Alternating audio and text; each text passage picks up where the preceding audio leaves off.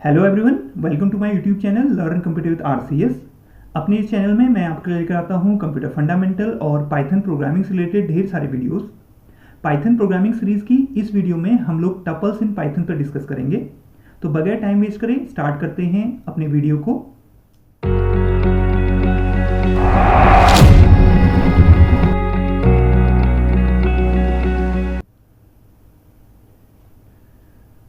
सबसे पहले बात करेंगे what is a tuple.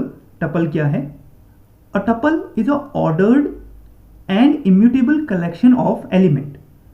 Simply एक कलेक्शन ऑफ एलिमेंट है। जैसे अभी हमने लिस्ट वाला वीडियो देखा तो list is also a collection of elements.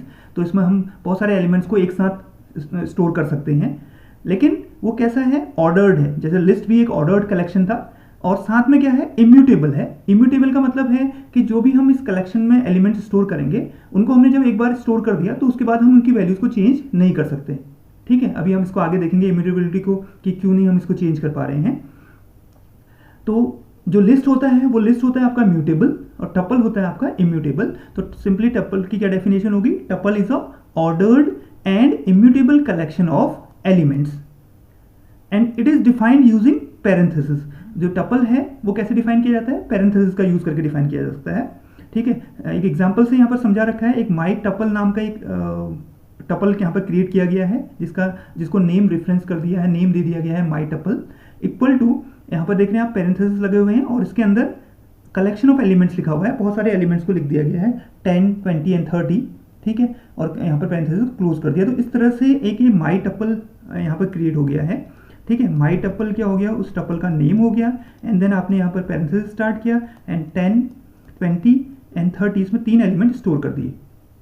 ठीक है, तो अब ये सिंपली समझ में आ गया कि ये तो कलेक्शन ऑफ एलिमेंट तो है ही है। अब इम्यूटेबल का मतलब क्या है? इम्यूटेबल का मतलब है कि जो हम इसके अंदर एलिमेंट मैंने स्टोर कर दिए 10, 20 एंड 30, अब मैं इनकी वैल्यूज को अगर चेंज करना चाहूँ तो टपल में मैं चेंज नहीं कर सकता हूँ। लिस्ट में मैं ऐसा कर सकता था। ठीक है, ऑर्डर्ड कहने का मतलब ये है कि जब भी कोई टपल में डिफाइन करूंगा, ठीक, तो उसके जो एलिमेंट हैं वो जिस सीक्वेंस में डिफाइन किए जाएंगे उसी सीक्वेंस में आप उनको यूज कर पाएंगे या प्रिंट कर पाएंगे। ठीक है, सपोज यहाँ पर मैंने डिफाइन किए थे 10, 20 एंड 30, तो जब इसकी मेमोरी एलोकेशन की बात करूंगा तो इस तरह से मेमोरी में एलोकेट होगा, और हर एक एलिमेंट को एक इंडेक्स वैल्यू एलोकेट हो जाती है। अब वो इंडेक्स वैल्यू पॉजिटिव भी होती है और नेगेटिव भी होती है। तो पॉजिटिव जो इंडेक्स वैल्यू स्टार्ट होती है वो 0 से स्टार्ट होती है। तो 10 को जो इंडेक्स वैल्यू मिल जाएगी वो 0 मिल जाएगी, 20 को मिल जाएगी 1 और 30 को मिल जाएगा 2। इसी तरह से अगर नेगेटिव इंडेक्सिंग की बात करूँ तो 30 को मिल जाएगी -1, 20 को मिल जाएगी -2 और 10 को मिल जाएगी -3। ठीक है, यही इंडेक्स मुझे मदद करेगा इसको एक्सेस करने में। ठीक, तो ये है एक ordered immutable collection of element. It is just like a list. ये लिस्ट की तरह ही होता है, but you can't change them. Simply ये कहना ये चाह रहा है कि ये जो टपल है वो है तो लिस्ट की तरह he ordered collection of element है, बट इम्यूटेबल है। इसके एलिमेंट को हम चेंज नहीं कर सकते। जो भी एलिमेंट इसके अंदर डिफाइन कर दिए हमने, कोई टपल हमने डिफाइन कर दिया तो उसके अंदर हम चेंज नहीं कर सकते। ठीक है, अब अभी जो टपल मैंने क्रिएट किया है यहाँ पर आप देख पा रहे हैं इसके सारे एलिमेंट क्या हैं? इंटीजर्स हैं। ठीक है, तो इस केस में तो इसको मैं बोल सकता हूँ टपल ऑफ इंटीजर्स, लेकिन जरूरी नहीं कि इसके सारे एलिमेंट इंटीजर्स ही हों। आप इसके अंदर मिक्स डेटा टाइप के एलिमेंट्स भी डाल सकते हैं। पहला एलिमेंट माना सपोज आपने इंटीजर डाल दिया, दूसरा आपने फ्लोट वैल्यू डाल दी कोई, तीसरा आपने स्ट्रिंग डाल दिया। तो इस तरह से आप मिक्स टपल्स भी बना सकते हैं। ठीक है, तो बनेगा कैसे? बनने का तरीका वही है कि उसका पहले एक आप उसको एक नेम रेफरेंस करेंगे और उसके बाद असाइनमेंट ऑपरेटर लगाएंगे और देन उसके बाद पैरेंथेसिस और उसके बाद list of element, collection of elements लिखेंगे सेपरेटेड बाय कॉमा, और उसके बाद पैरेंथेसिस को क्लोज कर देंगे। तो इस तरह से एक टपल आपकी स्क्रीन पर बन जाएगा। और जब भी आप कोई प्रिंट स्टेटमेंट लिखेंगे, आपने प्रिंट लिखा और इसके अंदर इस टपल का नाम लिखा, तो ये जिस सीक्वेंस में आपके एलिमेंट ही आपने डिफाइन करे हैं उसी सीक्वेंस में ये टपल आपके स्क्रीन पे इस तरह से प्रिंट हो जाएगा। ठीक है, तो आई होप आपको टपल की डेफिनेशन समझ में आ गई होगी। अब हम आगे बात करेंगे टपल वर्सेस लिस्ट। अभी हम थोड़ा बहुत डिस्कस कर चुके हैं कि टपल और लिस्ट में क्या डिफरेंस होता है, और थोड़ा सा इसको जान लेते हैं कि टपल आर इम्यूटेबल। मैंने बताया आपको कि टपल के एलिमेंट्स को चेंज नहीं किया जा सकता। लिस्ट आर म्यूटेबल, तो म्यूट और लिस्ट के एलिमेंट्स को चेंज किया जा सकता है। ये हमने अपने प्रीवियस वीडियो में देखा हुआ है। अगर आपने वो वीडियो नहीं देखा है तो मेरे चैनल में जाकर के उस वीडियो को आप देख सकते हैं, लिस्ट इन पाइथन नाम से वो वीडियो मैंने अपलोड किया हुआ है, जिसमें मैंने बताया है कि लिस्ट के अंदर कैसे हम चीज़ों को लिस्ट बना सकते हैं और क्या क्या उसमें हम चेंजेस कर सकते हैं। ठीक है, तो टपल क्या हो गई, इम्यूटेबल हो गई, और लिस्ट क्या हो गई आपकी, म्यूटेबल हो गई।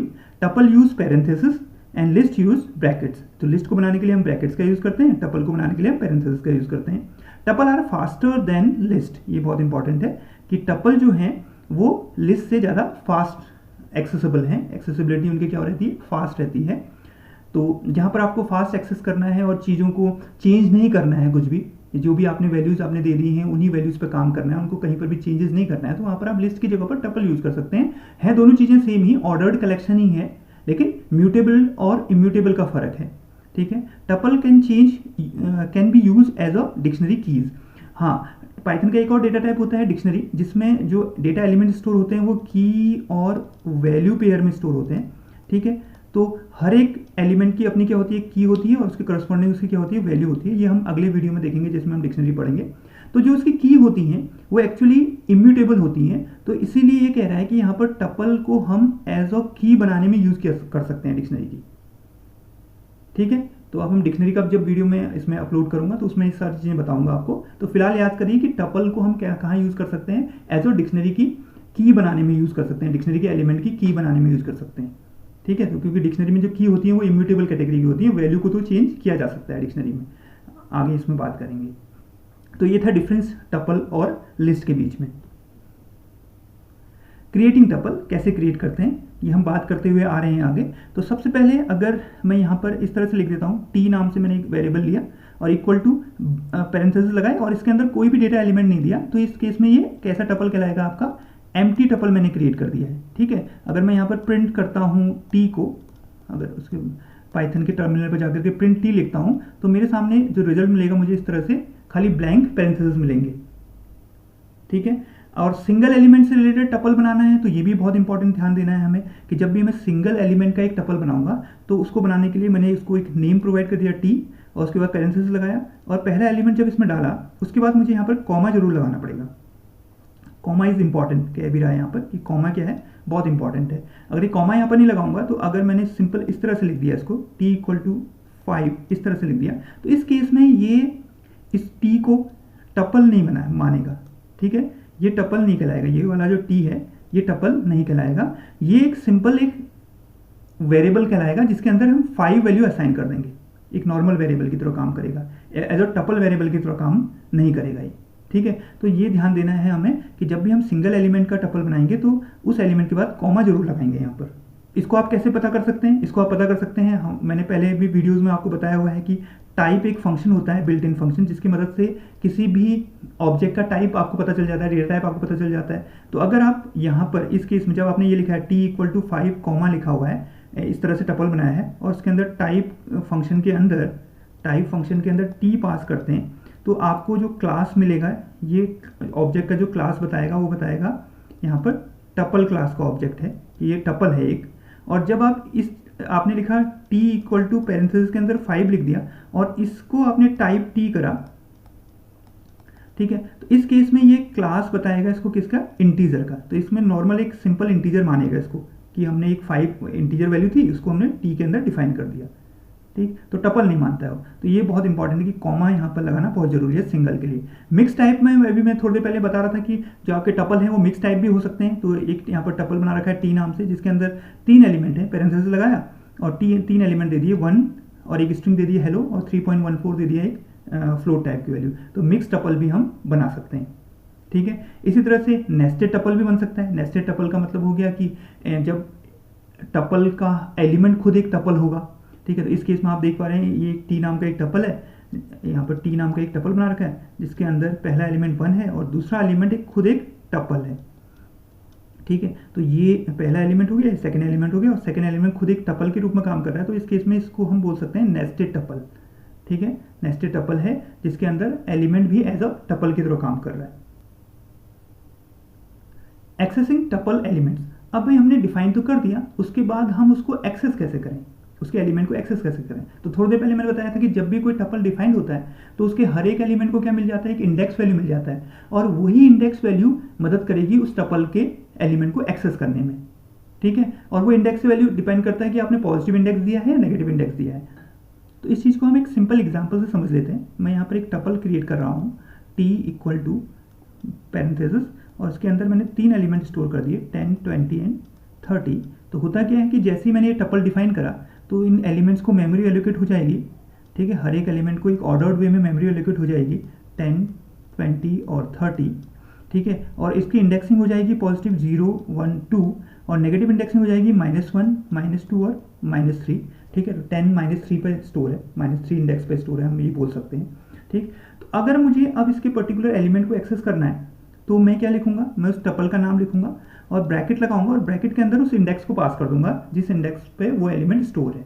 ठीक है, या जिस इंडेक्स वैल्यू को मुझे एक्सेस करना है। तो सपोज मैंने इसके अंदर लिख दिया 0, तो आप यहाँ पर देख पा रहे हैं कि 0 इंडेक्स पे क्या स्टोर है, आपका 10 स्टोर है। तो उसका रिजल्ट मुझे क्या मिल जाएगा, जब भी ये प्रिंट होगा T0 तो आपका स्क्रीन पर आ जाएगा 10, इसका रिजल्ट मुझे 10 मिल जाएगा। इसी तरह से अगर मैं लिख दूँ T के अंदर, ब्रैकेट के अंदर मैं यहाँ पर इंडेक्स दे दूँ -1, तो जो इसका रिजल्ट मुझे मिल जाएगा वो मिल जाएगा 30। ठीक है, क्योंकि -1 इंडेक्स पे क्या स्टोर है, आपका 30 स्टोर है। ठीक है, इसी तरह से मैं स्लाइसिंग भी कर सकता हूँ। स्लाइसिंग का मतलब होता है किसी बड़े टपल से एक छोटे टपल को एक्सट्रैक्ट करना, इसका पीस टाइप का एक कट कर लेना एक तरह से। ठीक है, तो स्लाइसिंग हमने लिस्ट में भी पढ़ा था, बिल्कुल सेम चीज़ यहाँ पर होगा। इंडेक्स ही मदद करेंगे मुझे स्लाइस करने में, और स्लाइस करने में मुझे देना पड़ता है स्टार्ट इंडेक्स और स्टॉप इंडेक्स। ठीक है, तो मान लीजिए एक और टपल मैं यहाँ पर डिफाइन कर रहा हूँ, टी नाम का ही है, और उसके अंदर मैंने एलिमेंट कुछ ज़्यादा एलिमेंट स्टोर कर देता हूँ इस केस में, 30, 40, 50, 60 एंड 70। इस तरह से मैंने एलिमेंट स्टोर कर दिए। इंडेक्सिंग आपको समझ में आ गई कि इनकी इंडेक्सिंग हो जाएगी 0, 1, 2, 3, 4, 5, 6। ठीक है, अब मुझे इस बड़े टपल से एक छोटा टपल एक्सट्रैक्ट करना है, तो मैं लिखूंगा, मैं यहाँ पर यूज़ करूँगा स्लाइसिंग का। तो मैं लिखूंगा यहाँ पर, अगर मैंने लिखा मैंने टी और ब्रैकेट के अंदर मैंने स्टार्ट वैल्यू दी और कॉलन लगाया, और उसके बाद यहाँ पर क्या दे दिया, स्टॉप वैल्यू दे दिया कि कहाँ तक मुझे वो स्लाइस करना है, कट करना है। तो मैंने दे दिया 3। ठीक है, तो ये क्या करेगा, स्टार्ट वैल्यू से स्टॉप -1 तक एक टपल मुझे एक्सट्रैक्ट करके दे देगा। अब उस इंडेक्स पे जो जो एलिमेंट होंगे वो एलिमेंट मुझे रिटर्न हो जाएंगे। ठीक है, टपल के फॉर्म में ही रिटर्न होंगे। तो अब मान लीजिए इसके स्टार्ट इंडेक्स कहाँ से है, 1 से, तो 1 पे क्या स्टोर है, 20, 2 पे क्या स्टोर है, 30, और 2 तक ही जाएगा क्योंकि स्टॉप -1 तक जाना है, मतलब 3 -1 तक जाना है, 2 तक ही। तो 1 और 2 एलिमेंट मुझे मिल जाएंगे। इसका जो रिजल्ट मुझे मिलेगा, वो जब हम देखेंगे इसका रिजल्ट, तो मुझे मिलेगा 20, 30। ये 2 एलिमेंट का एक टपल मुझे यहाँ से एक्सट्रैक्ट कर लिया मैंने एक तरह से। ठीक है, इसमें बहुत सारे वेरिएशंस होते हैं स्लाइसिंग में, मैं और भी वैल्यूज़ दे सकता हूँ। मान लीजिए मैंने यहाँ पर 2 कर दिया और यहाँ पर कर दिया 6। ठीक है, 2:6 कर दिया, तो 2 हो गई स्टार्ट वैल्यू और 6 हो गई स्टॉप वैल्यू। तो 2 से लेकर के 5 तक के, तो 2 पे क्या स्टोर है आपका, 2 पे स्टोर है 30, तो आपको 30 मिलेगा, 3 पे स्टोर है 40, 4 पे स्टोर है 50 और 5 पे स्टोर है 60। तो 5 तक मिल पाएगा। इस तरह का एक टपल मुझे यहाँ से एक्सट्रैक्ट करके रिटर्न हो जाएगा। ठीक है, तो ये होती है स्लाइसिंग। इसमें और एक और चीज़ मैं आपको दिखा देता हूँ एग्जाम्पल से। अगर मान लीजिए मैंने स्लाइसिंग में मैंने लिखा 4। ठीक है, तो आप यहाँ पर देख पा रहे हैं कि स्टार्ट वैल्यू तो नहीं दी मैंने, स्टॉप वैल्यू दी है। तो यहाँ पे इस केस में स्टार्ट वैल्यू क्या हो जाएगी, 0 हो जाएगी, और स्टॉप वैल्यू क्या हो जाएगी मेरी, स्टॉप -1 तक चलेगा तो 3 तक, तो 0 से लेकर के 3 तक। तो 0 से लेकर के 3 तक का जो टपल मुझे मिलेगा वो 10, 20, 30 और 40। इस तरह से मुझे 4 एलिमेंट मुझे मिल जाएंगे जब मैं ये लिखूंगा, इस तरह से स्लाइसिंग करूंगा। और एक और वेरिएशन मैं कर सकता हूँ कि भाई मैंने स्टार्ट वैल्यू मैंने कर दी और स्टॉप वैल्यू नहीं दी इस केस में। तो इस केस में ये क्या करेगा, इस केस में 2 से स्टार्ट करेगा और सबसे लास्ट एलिमेंट तक का जो टपल है वो एक्सट्रैक्ट करके मुझे दे देगा। तो 2 से लेकर के लास्ट तक के एलिमेंट क्या क्या मिलेंगे मुझे, 30, 40, 50, 60 एंड 70। ये मुझे टपल रिटर्न हो जाएगा जब मैंने इस तरह से स्लाइसिंग करी। तो स्लाइसिंग ये होता है कि जो हम बड़ा टपल होता है उस टपल से एक छोटा टपल को हम एक तरह से एक्सट्रैक्ट करते हैं, और उसमें इंडेक्स ही मदद करता है। हमें स्टार्ट इंडेक्स देना पड़ता है और स्टॉप इंडेक्स देना पड़ता है। हालांकि इसमें एक स्टेप वैल्यू भी होती है, अभी 3 हम वैल्यू दे सकते हैं, स्टार्ट वैल्यू, स्टॉप वैल्यू और स्टेप वैल्यू। तो स्टेप वैल्यू बाय डिफॉल्ट 1 होती है, तो इसलिए उसको स्किप किया जाता है। ठीक है, इस तरह से हम एक्सेस कर सकते हैं टपल्स के एलिमेंट को। टपल्स में ऑपरेशन हम कौन कौन से परफॉर्म कर सकते हैं वो हम देख लेते हैं। टपल्स में एक ऑपरेशन परफॉर्म कर सकते हैं हम कॉन्काटिनेशन। कॉन्काटिनेशन का मतलब होता है दो टपल को आपस में मर्ज करना, एक तरह से जोड़ देना, ठीक है। तो उसके लिए यूज़ होता है प्लस ऑपरेटर। तो जब भी मैं मेरे पास यहाँ पर दो टपल हैं जिसके अंदर पहले टपल के अंदर 1 और 2 स्टोर है और सेकंड टपल के अंदर मेरा 3,4 स्टोर है, दो एलिमेंट स्टोर हैं हर दोनों टपल में। जब मैं इसके बीच में प्लस का ऑपरेटर लगाऊंगा तो जो रिजल्ट मुझे मिलेगा वो मिलेगा मुझे 1, 2, 3 और 4। एक बड़ा टपल मुझे मिल जाएगा जो दोनों को मर्ज करके रिटर्न करेगा, ठीक है। दोनों वैल्यूज आपस में मर्ज होकर के मुझे एक नया टपल रिटर्न हो जाएगा कॉन्काटिनेशन में। तो कॉन्काटिनेशन में कौन सा ऑपरेटर यूज हो रहा है? कॉन्काटिनेशन ऑपरेटर बोलते हैं इसे, प्लस ऑपरेटर होता है, प्लस का सिंबल होता है इसका और उसको नेमली बोलते हैं कॉन्काटिनेशन ऑपरेटर, ठीक है। इसी तरह से एक और ऑपरेशन मैं इसमें परफॉर्म कर सकता हूँ जिसको बोलता हूँ रिपीटेशन। रिपीटेशन का मतलब टपल को उतनी बार उतने टाइम रिपीट, उसके एलिमेंट को उतने टाइम रिपीट करना, ठीक है। तो यहाँ पर एक टपल बना हुआ है 1,2 जिसके अंदर दो एलिमेंट है, यहाँ पर एस्टिक का सिंबल लगाया और यहाँ पर एक इंटीजर दे दिया मैंने 3। तो एस्टिक यहाँ पर ये मदद कर रहा है रिप्लिकेशन ऑपरेटर की तरफ, ठीक है। तो टपल रिप्लिकेशन ऑपरेटर में उसे बोल सकता हूँ। तो ये क्या करेगा, उस टपल को उतने टाइम रिप्लिकेट कर देगा, ठीक। तो जब भी मैं इसको प्रिंट कराऊंगा इस स्टेटमेंट को, ठीक है, इसके साथ, तो रिटर्न मुझे मिलेगा 1,2, 1,2, 1,2। इस तरह से एक मुझे टपल मिल जाएगा जिसमें जो पहला वाला टपल था उसके सारे एलिमेंट क्या हो जाएंगे, 3 टाइम रिप्लिकेट हो जाएंगे, ठीक है। तो एस्टिक के बाद जो भी मैं नंबर लिखूंगा उतने टाइम वो उसको रिप्लिकेट कर देता है, तो इसलिए रिपीटेशन इसे बोलते हैं, ठीक है। तीसरा हम कर सकते हैं इसमें मेंबरशिप चेक कर सकते हैं। मेंबरशिप का मतलब मान लीजिए मेरे पास कोई टपल है, टी नाम से कोई टपल है, इसके अंदर एलिमेंट है 1, 2, 3, 4 और 5 और मैंने लिखा 5 इन टी।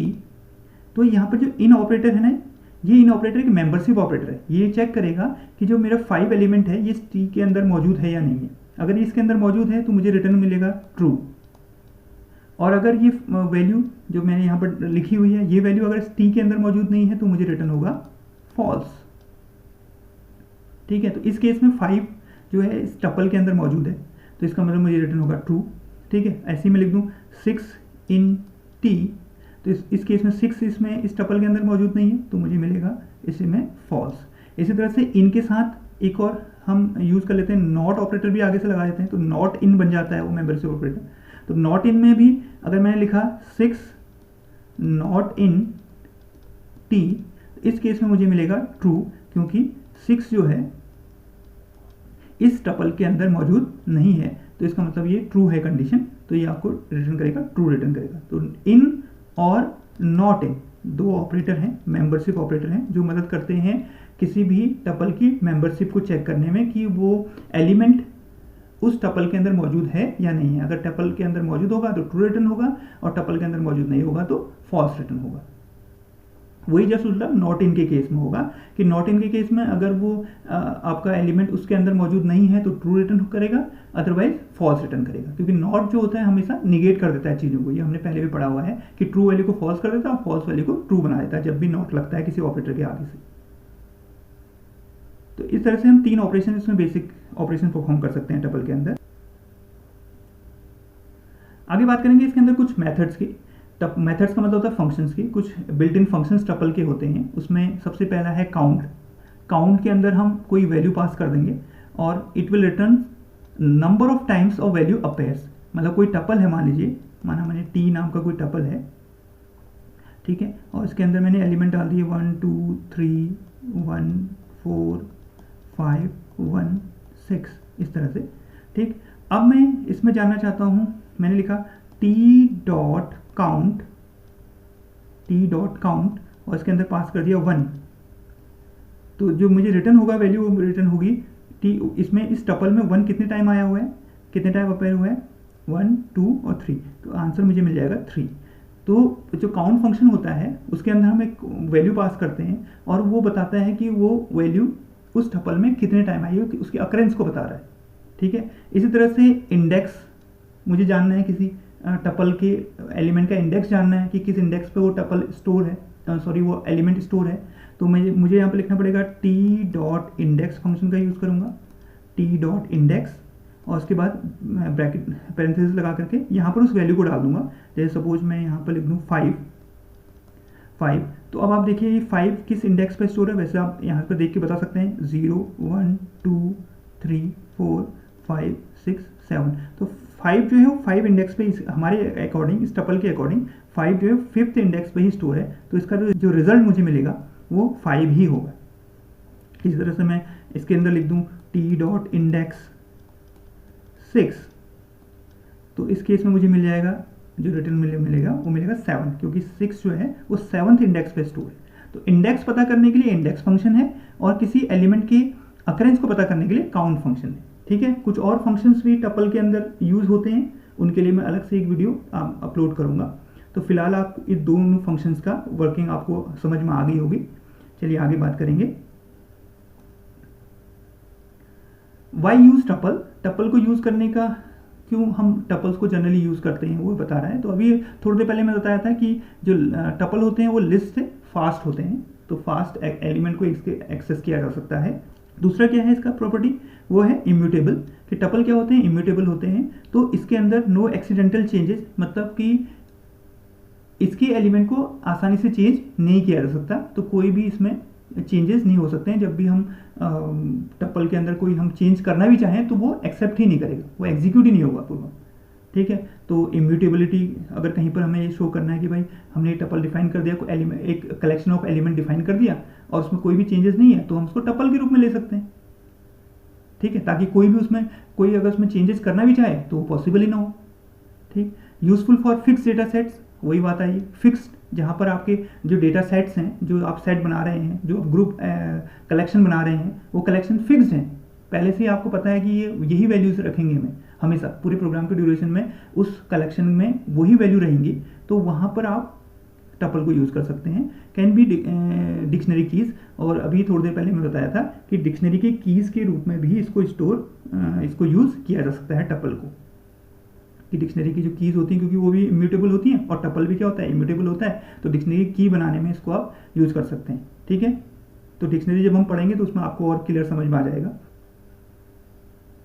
टपल पैकिंग और अनपैकिंग, पैकिंग और अनपैकिंग का मतलब होता है कि बहुत सारे मेरे पास वेरिएबल्स हैं और उनको मैं टपल के अंदर स्टोर करना चाहता हूँ एक साथ, तो उसको पैकिंग बोलते हैं। फिर अनपैकिंग का मतलब है जितने भी एलिमेंट टपल के अंदर हैं उनको हर एक एलिमेंट को अलग वेरिएबल से मैं रेफरेंस कराना चाहता हूँ, डिफरेंट वेरिएबल्स के थ्रू रेफरेंस कराना चाहता हूँ, या डिफरेंट वेरिएबल के अंदर असाइन करना चाहता हूँ, तो उसको अनपैकिंग बोलते हैं। ठीक है, तो यहाँ पर एक एग्जांपल से समझते हैं। जैसे यहाँ पर दो वेरिएबल हैं आपके, a = 1 और b = 2, अलग अलग वेरिएबल हैं। a जो है वो 1 ऑब्जेक्ट को रेफरेंस कर रहा है, b 2 को रेफरेंस कर रहा है।